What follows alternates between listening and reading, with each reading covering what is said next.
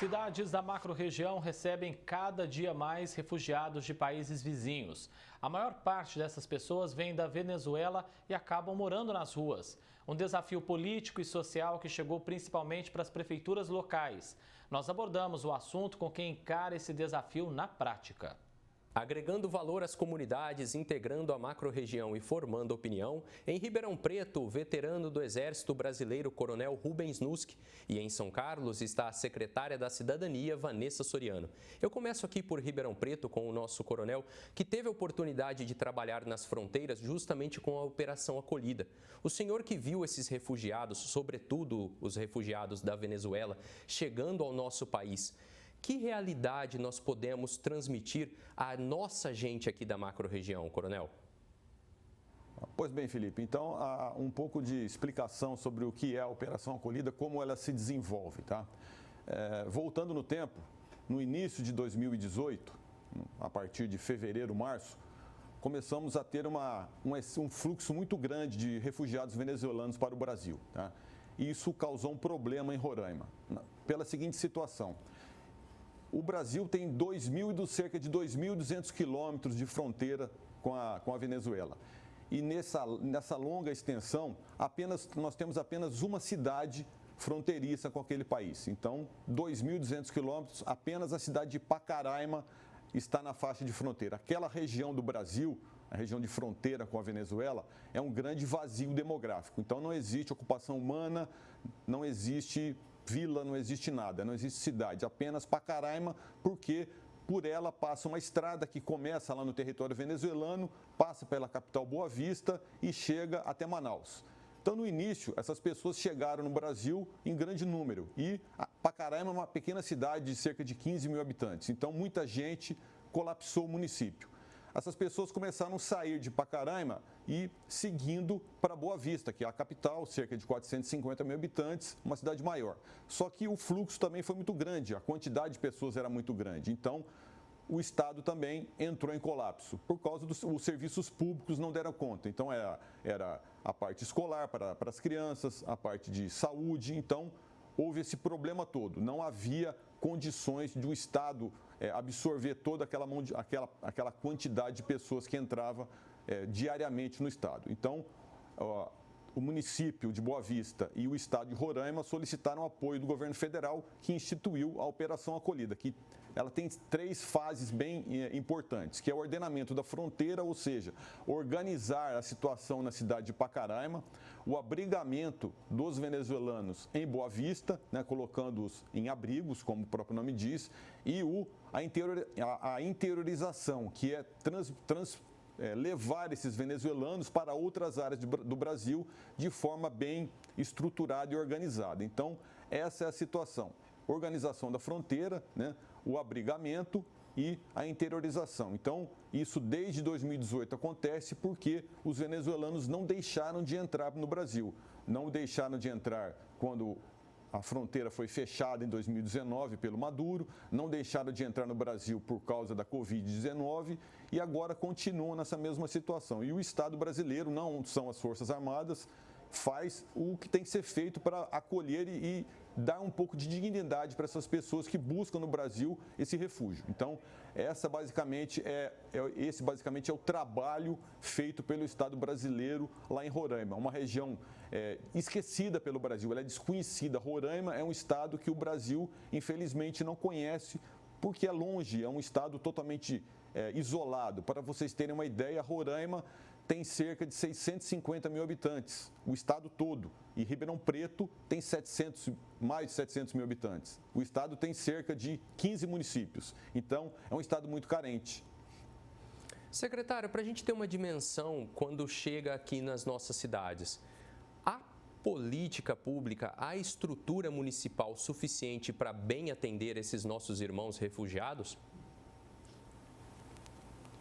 Bom, na verdade, nós temos o Departamento de Direitos Humanos aqui, através da Secretaria Municipal de Cidadania e Assistência Social, onde a gente tem uma política para estrangeiros, tá? Nessa operação acolhida, que o capitão Rubens mencionou, nós chegamos a receber, através de uma igreja dos Mormons aqui em São Carlos, uma parcela dos venezuelanos, né? e foi dado toda assistência, tanto é que a gente tem uma estimativa de 212 pessoas, né, estrangeiras aqui na cidade de São Carlos, sendo pelo menos 50% venezuelanos, né, e o restante de outros locais.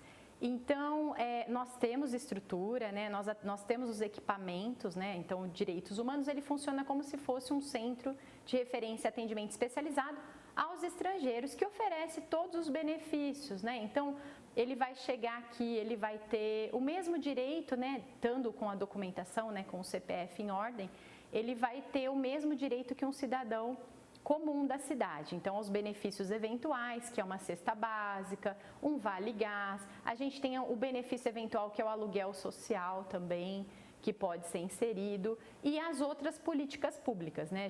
Esse Departamento de Direitos Humanos, ele tem uma grande articulação com as outras secretarias aqui do município de São Carlos. Então, Secretaria de Trabalho, Emprego e Renda é uma delas, né? Então, a gente vai auxiliar a pessoa a fazer um currículo, enfim. A gente tem uma política pública para receber, né? Então, vindo de uma forma coordenada, a gente consegue sim se organizar para poder receber essas pessoas, né?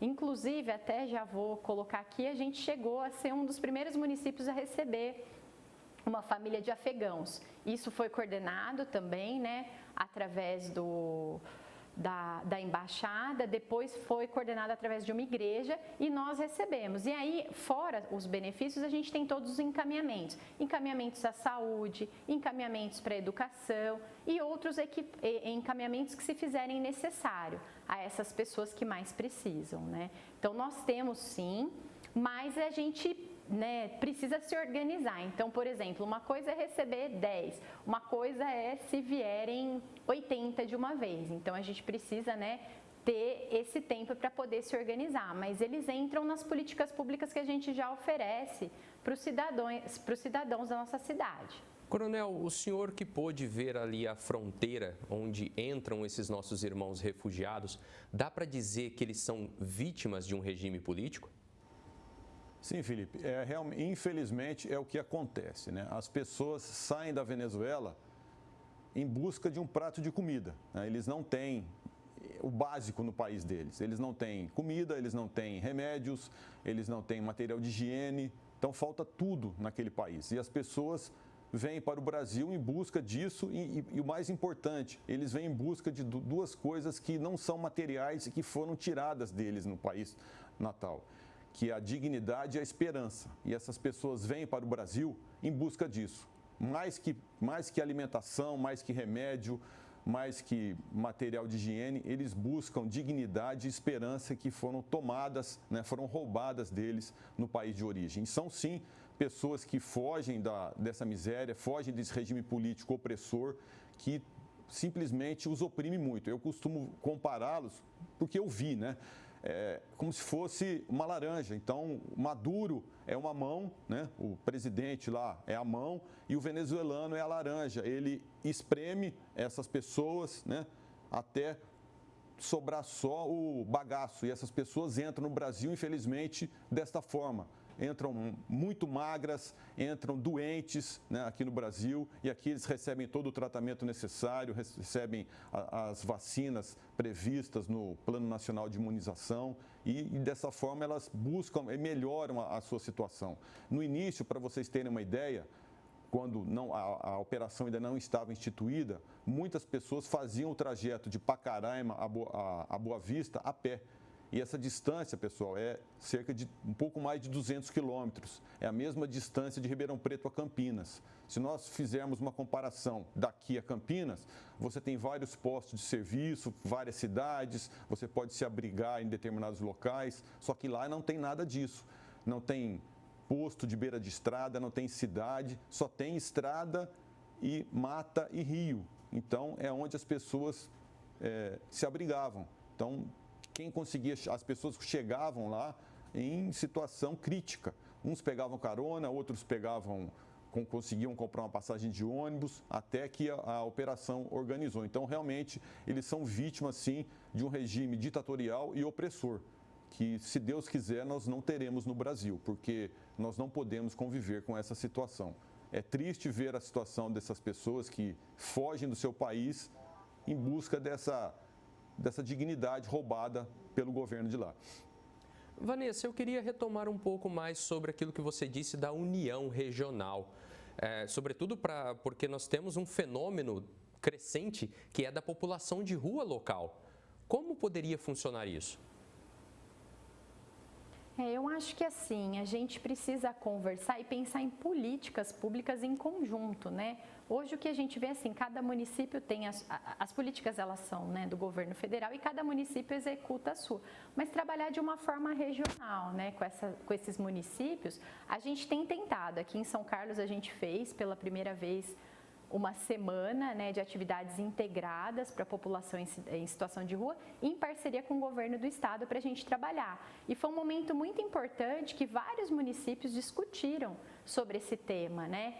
Então, assim, a dificuldade de um pode ser a dificuldade de outro, a solução de um pode ser a futura solução do outro. Então, é muito importante a gente discutir e estar trabalhando isso em conjunto, né? A gente tem aqui no município de São Carlos um pernoite, que é a casa de passagem, né? Então, tanto para população em situação de rua, como pessoas que passam pela cidade, elas podem se utilizar desse espaço, né? Temos também passagem, se alguém estiver passando por aqui e quiser pernoitar e depois voltar à sua cidade de origem. Então, a ideia é trabalhar tudo isso regionalmente, pensar numa política pública. Muitas vezes tem uma certa dificuldade, a pessoa quer retornar para o seu município, a gente às vezes não consegue contato com aquele município. Então, é nesse sentido da gente trabalhar regionalmente, né? Eu acabei não colocando, mas pegando um pouquinho da fala do Coronel Rubens, realmente, além dos benefícios, é a gente exercer o direito de cidadania dessas pessoas, porque eles precisam mesmo, eles chegam numa situação muito complicada e aqui em São Carlos nós estamos à disposição para recebê-los, acolhê-los e da melhor forma possível, tá? A gente atendê-los na melhor forma possível. Tem a barreira, às vezes, da linguagem, né, que a gente... da cultura, mas a gente está à disposição.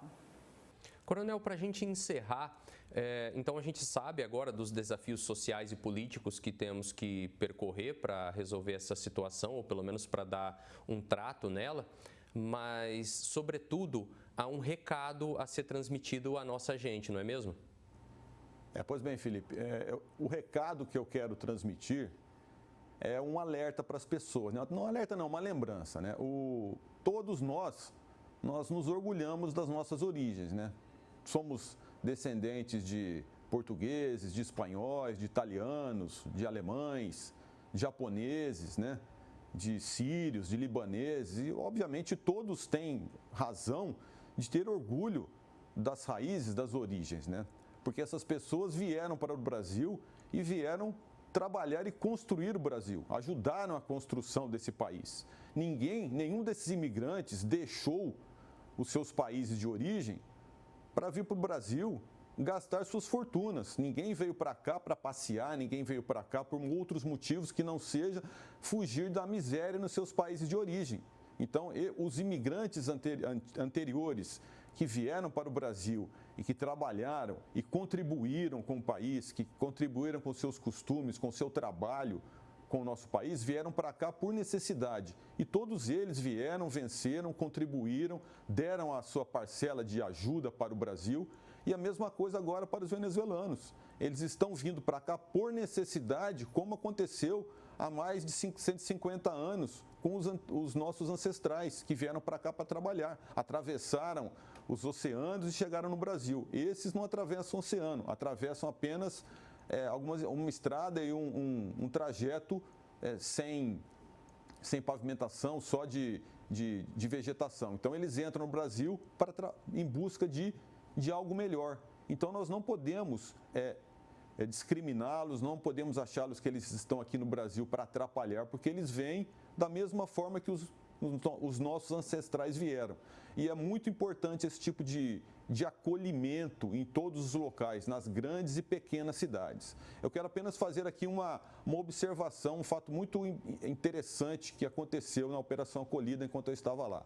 Um militar, né, que eu já conhecia, cuja mãe é descendente de húngaros, né?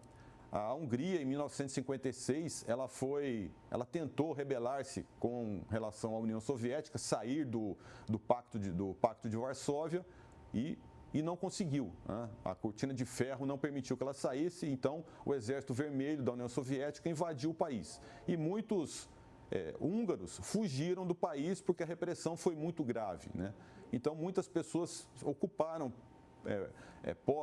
abrigos, ocuparam locais de refugiados em outros países. E a família deste militar esteve num campo de refugiados na Áustria. E de lá vieram para o Brasil. Chegando no Brasil, essas pessoas foram para determinado local, né? A mãe desse militar era uma criança à época, casou com um brasileiro, né? Aí esse brasileiro e ela deram origem tiveram filhos, sendo que um deles é este militar do Exército Brasileiro que hoje, né, participou da Operação Acolhida Comigo em 2019 e hoje é um coronel de alta capacidade, de grande conhecimento, de grande capacidade profissional dentro da nossa instituição. Então, eu quero dizer com isso que daqui a 50, 60 anos, uma criança venezuelana dessa que está em algum abrigo lá em Boa Vista, pode ser mãe, pode ser pai de algum brasileiro de destaque aqui no nosso país, um político honesto, né, que vai gerir os destinos de um município, de um estado até da nossa nação, um cientista que vai descobrir alguma coisa importante para a humanidade. Então nós não podemos discriminar essas pessoas, nós não sabemos o futuro. Definitivamente. Participaram do Jornal da Clube deste sábado em Ribeirão Preto o veterano do Exército Brasileiro, Coronel Rubens Nusk, e em São Carlos, a secretária de Cidadania, Vanessa Soriano. Aos dois, o nosso muito obrigado.